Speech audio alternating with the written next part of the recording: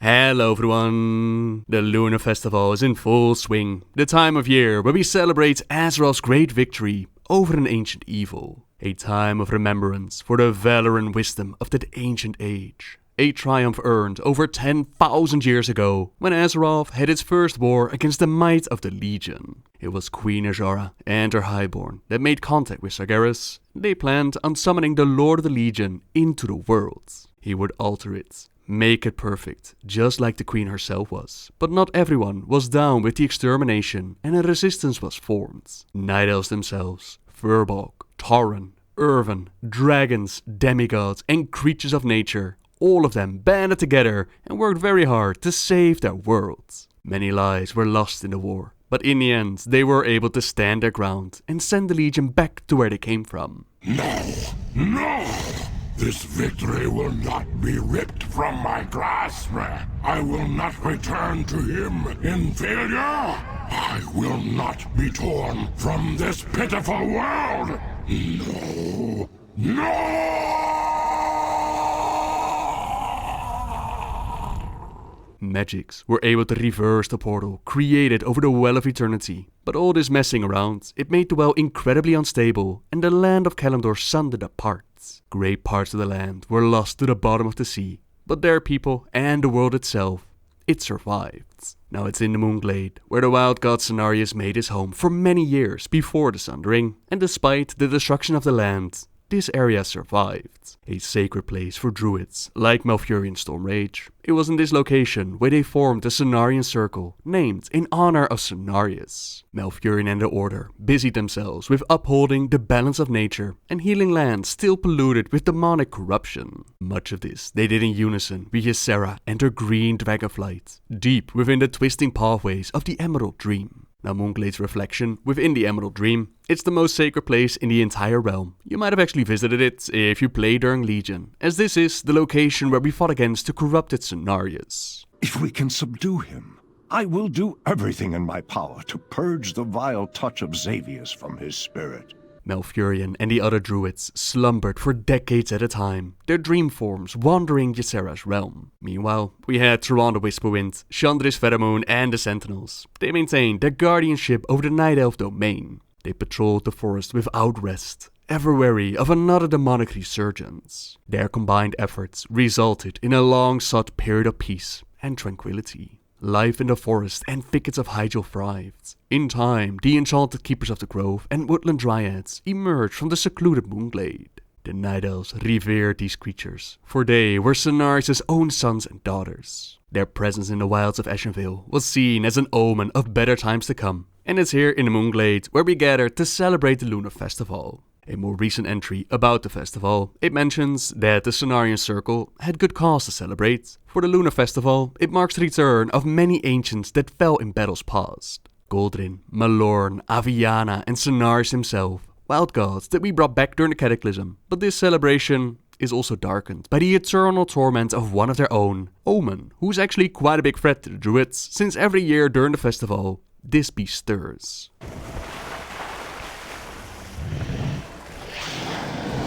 The demigod Omen was once a hero of this world, a wolf of great strength, fortune and knowledge. Blessed by Elune, the Night Elf goddess, Omen wandered primordial Kalimdor, guiding hunters and gatherers and offering luck and advice to all that he met. When the Burning Legion launched their attack, Omen stood right there with them. He allied with Azeroth's defenders. Now facing a devastating invasion from the Burning Legion, we also saw Haln High Mountain unified other Tauren tribes under his banner to join the Night Elves in fighting the demons. I am Haln High Mountain of the Eagle Spear. I speak for the Tauren. Only together can we save this world. In battle, Haln tried to protect the two-headed wolf ancient from the forces of the Legion, but the great beast was gravely wounded and poisoned with foul energy. Before he succumbed to the demonic corruption, Omen gave his last breath of purity to Talonclaw, Spear of the Wild Gods, adding to the powers that the other Wild Gods had already left upon it. Haln placed the ancient's name on the spear, so that his courage would always be remembered.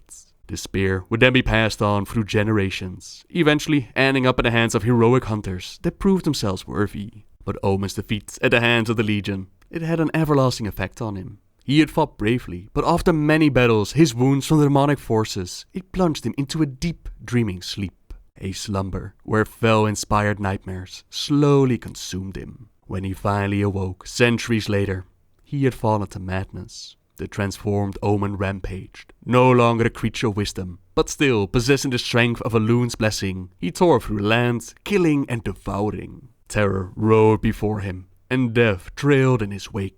Ancient heroes gathered to end Omen's spree of horror in the village of Nighthaven, where they confronted the beasts. They called down the moon's wrath, and Omen, blinded and stunned by the power of the moon goddess, he fled into the deep waters of Lake Elunada. It appears that this lake is reflected within the Emerald Dream by being the Rift of Aln, which is said to be the place from which the dream itself originated.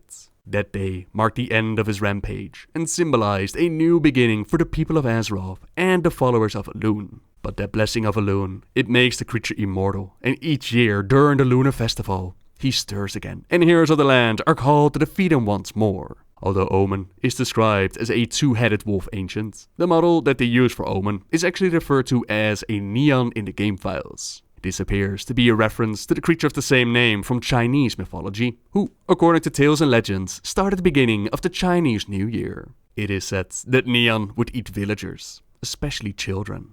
One year, all the villagers decided to go hide from the beasts. An old man appeared before the villagers went into hiding and said that he's going to stay the night and decided to get revenge on the Neon. All the villagers thought that the old man was insane. The old man put red papers up and set off firecrackers. The day after, the villagers came back to their town to see that nothing was destroyed.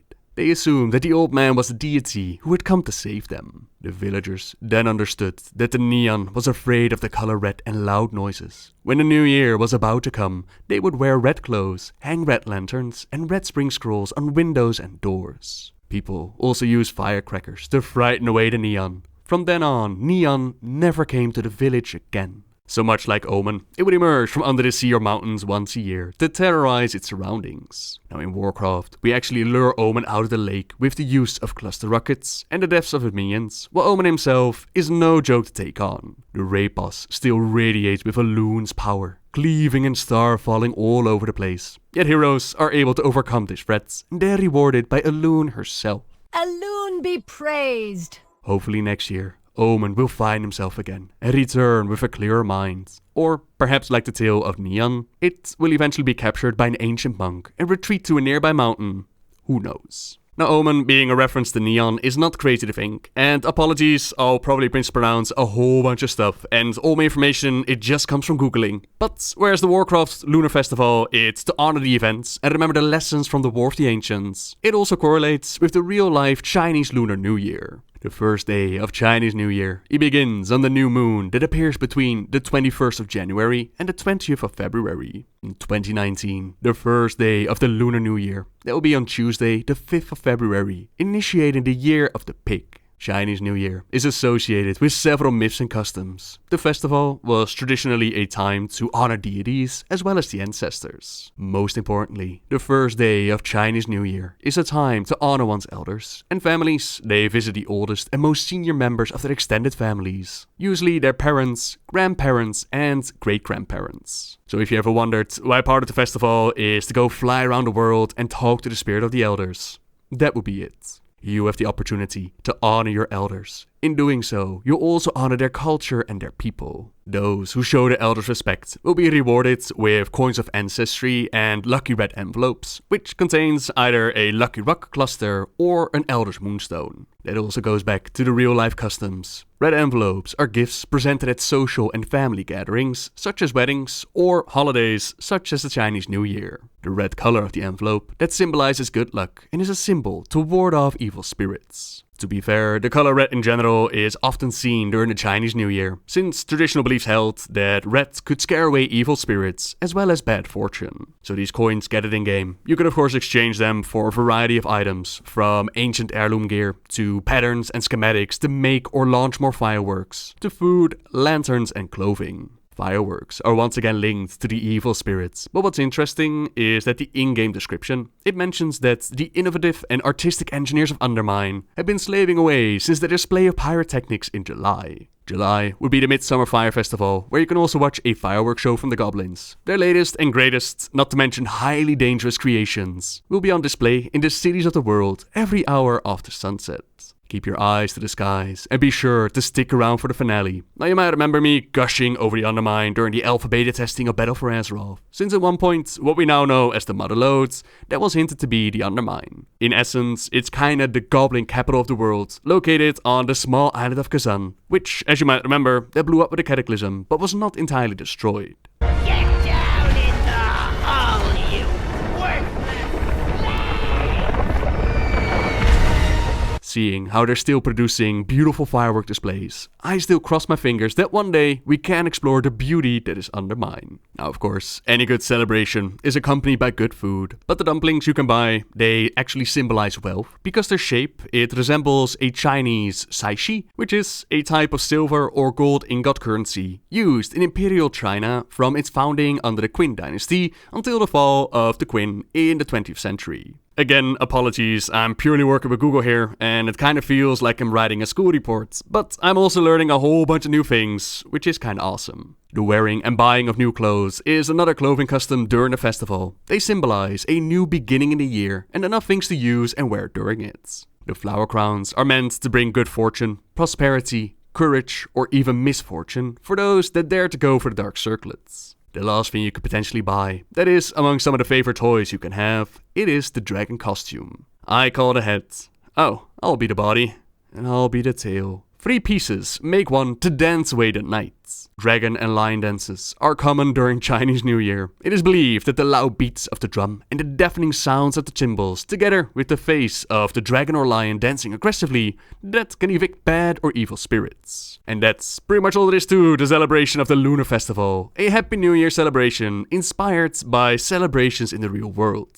May you enjoy good food and good fireworks shows. May good fortune follow your trails in 2019, and hopefully bad omens will stay out of your way. May the lessons of the past, the wisdom of our elders, inspire us to carve out a beautiful brand new year. And for now, thank you very much for watching, everyone. Subscribe if you like my videos, leave a like if you enjoyed this one, and until next time guys, see ya!